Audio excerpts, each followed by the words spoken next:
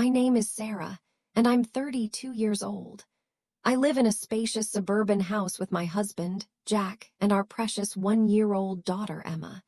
From the outside, our life looks like a picture-perfect family portrait, the kind you see in magazines with manicured lawns and smiling faces. But behind closed doors, it's been a whirlwind of broken promises, exhaustion, and hard lessons. Let me take you back to how it all started, because this story isn't just about me. It's about trust, family, and finding strength when everything falls apart. It all began 5 years ago when Jack and I got married. We were young, in love, and full of dreams, but reality hit hard.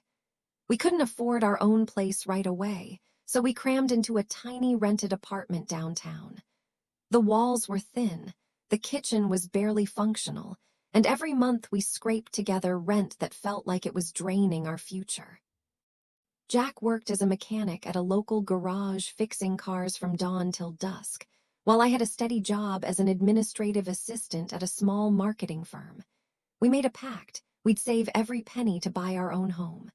"Let's start small," Jack said one night as we sat on our worn-out couch, crunching numbers on a notepad. "A modest 2-bedroom fixer-upper. We can flip it in a few years and upgrade to something bigger." It made sense to us, practical, achievable. But my mother, Helen, had other ideas. She's always been the type to dream big with a flair for the dramatic. When we told her our plan over Sunday dinner at her house, she waved her hand dismissively. "Nonsense. Why waste time on a starter home? Go for the real thing, a big house with room to grow. Life's too short for small steps." We explained we didn't have the down payment for anything grand, but she just smiled mysteriously. "Don't worry about that. I'll help if needed." We appreciated her enthusiasm, but stuck to our guns. For 2 years, we saved diligently, skipping vacations and eating simple meals. Our bank account grew slowly but steadily. Then 2 years ago, everything changed. I found out I was pregnant. I remember the moment vividly. I stared at the positive test in our cramped bathroom, my heart pounding with a mix of joy and terror. When I told Jack that evening, he scooped me up in a bear hug, his eyes shining. "We're going to be parents. This is amazing, Sarah." We celebrated with takeout pizza, dreaming about our little family. By then, we'd saved enough for that small home we'd eyed, a cozy bungalow on the edge of town. We were ready to make an offer. That's when Mom swooped in again. She invited us over for tea, her living room filled with the scent of fresh-baked cookies. "A baby on the way, how wonderful," she exclaimed, clapping her hands. But then her expression turned serious. "Listen, that tiny house won't do. Bobby's needs space, nurseries, playrooms, a backyard. Buy big now while you're young." We protested, explaining our budget constraints. That's when she unveiled her grand plan. "I'll chip in for the down payment," she said confidently. "And your in-laws can help too, Jack. Talk to them. You can take out a mortgage and pay it off gradually. It'll be manageable." But she wasn't done. Seeing my worry about balancing work and motherhood, she added, "And don't fret about the baby. I'll retire early if needed. I'll watch the little one so you can keep your job. We women have to stick together. I'll be there every step." It sounded too good to be true, but Mom's enthusiasm was infectious. Jack and I talked it over for days. "If she's serious about helping," he said, "this could work. We'd have stability for the baby." Against our better judgment, we let her convince us. We found a beautiful 4-bedroom house in a quiet neighborhood, way beyond our original budget, but with Mom's financial boost and a promise from Jack's parents for occasional support, we signed the papers. The day we moved in, I stood in the empty living room, my hand on my growing belly, feeling like we'd won the lottery. "Thank you, Mom," I whispered as she helped unpack boxes. "You're a lifesaver." As my due date approached, the house transformed. Jack spent weekends painting the nursery a soft pastel blue, assembling the crib and hanging mobiles. I waddled around, nesting obsessively. At 9 months pregnant, I went into labor during a stormy night. Jack rushed me to the hospital, holding my hand through every contraction. Emma arrived after hours of pain, tiny, with a tuft of dark hair and the sweetest cry. She was perfect. I took 3 months of maternity leave, bonding with her in our new home. Those days were blissful. Late-night feedings, first smiles, the warmth of her tiny body against mine. When it was time to return to work, Mom stepped in as promised. She'd arrive early each morning with a cheerful "Good morning, my dears," and a bag of homemade treats. She'd rock Emma to sleep, sing lullabies, and send me photos throughout the day. "Go conquer the world, Sarah," she'd say with a wink. "I've got this."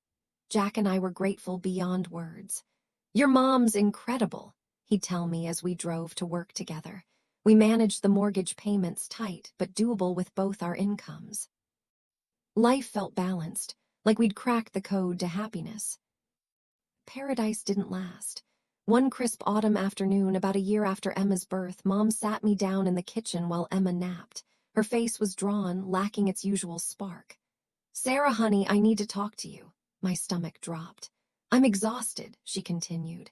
"Taking care of Emma every day, it's more than I bargained for. I can't do it anymore." I stared at her, disbelief washing over me.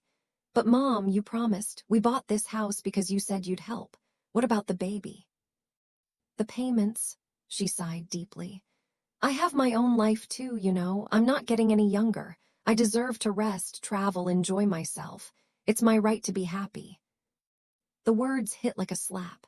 Jack came home early that day, sensing something was wrong from my frantic texts. We sat in stunned silence as I recounted the conversation. "What now?" he whispered, running a hand through his hair. "Emma was only one, no daycare would take her full time yet, and we couldn't afford a nanny on top of the mortgage." "We both have to work," I said, tears streaming. "This house, it's too much without her help." That night, I confronted Mom over the phone. "You can't just back out." "We trusted you." Her voice turned defensive. "I helped for a year, that's more than enough. Find another way. Maybe Jack can get a higher-paying job." Anger boiled inside me. How could she be so selfish? We'd structured our entire life around her promises. The next few weeks were a blur of chaos. I quit my job to stay home with Emma, watching our savings dwindle as we stretched Jack's salary to cover bills. He picked up overtime, leaving at 6 a.m. and returning after 8 p.m., his eyes hollow with fatigue. I'd spend days in a haze, waking to Emma's cries at dawn, feeding her oatmeal while juggling laundry, playing peekaboo on the living room floor until my back ached. By noon, lunch was a frantic affair, holding her on one hip while stirring pots with the other. Afternoons dragged. I'd collapse on the couch for a stolen nap, only to be woken by her tugging at my shirt. Evenings were quiet dinners with Jack, both of us too drained for conversation. "How was work?" I'd ask. "Tough," he'd reply, forcing a smile as he bounced Emma on his knee. I called Mom sporadically, pleading, "Please, just a few days a week." But she'd brush me off. "I'm busy, Sarah. I joined a book club. I'm finally living for me." Meanwhile, her social media lit up with photos of park outings, coffee dates with friends, even a weekend getaway. It stung she had time for fun, but not for us. Jealousy mixed with resentment. "Why promise if you won't follow through?" I'd mutter to myself while scrubbing dishes. One particularly rough day, Emma had a fever and I was up all night. Exhausted, I confided in my best friend Mia over a video call. She has twins and knows the drill. "Sarah, this sucks," she said sympathetically. "But you're tougher than you think. Maybe ask Jack's parents or look into work-from-home gigs." Her words gave me a spark. That weekend, we visited Jack's folks, a kind elderly couple in the countryside. Over homemade pie, I spilled our troubles. "Helen's backed out," I explained. They exchanged glances. "We're not as spry as we used to be," his dad said, "but we can watch Emma on Saturdays, give you a break." It wasn't much, but it was something. "Thank you," I whispered, hugging them tight. Nights became strategy sessions for Jack and me. "I'll apply for promotions," he vowed. "You could freelance, maybe virtual assisting." I nodded, determined. While Emma slept, I'd scour online job boards, landing small tasks like data entry or social media management. They paid peanuts, but every dollar counted toward the mortgage. Jack networked relentlessly, finally snagging a supervisor role at a bigger garage, better pay, but longer hours. He left earlier, came home later, but we'd share exhausted high fives over progress. Months passed in this grind. One sunny afternoon, Mom surprised us with a visit. She breezed in, sporting a new hairstyle and vibrant scarf. "How's my granddaughter?" she cooed, scooping up Emma. I bit my tongue. "We're managing," I said flatly. As she played with Emma, guilt flickered in her eyes. "I hope you're not still mad," she murmured. "I just needed space." Tears welled up. "It hurt, Mom. We relied on you." She looked away. "I didn't realize how tough it'd be, maybe. I can help Tuesdays and Thursdays, part-time." It wasn't full commitment, but it was a start. "That would mean the world," I admitted. She hugged me, and for the first time in months, tension eased. With her partial help, I picked up more freelance work. Jack's new job eased the financial strain. We even started a small emergency fund. Emma thrived, toddling around, babbling mama and dada, her laughter a balm for our weary souls.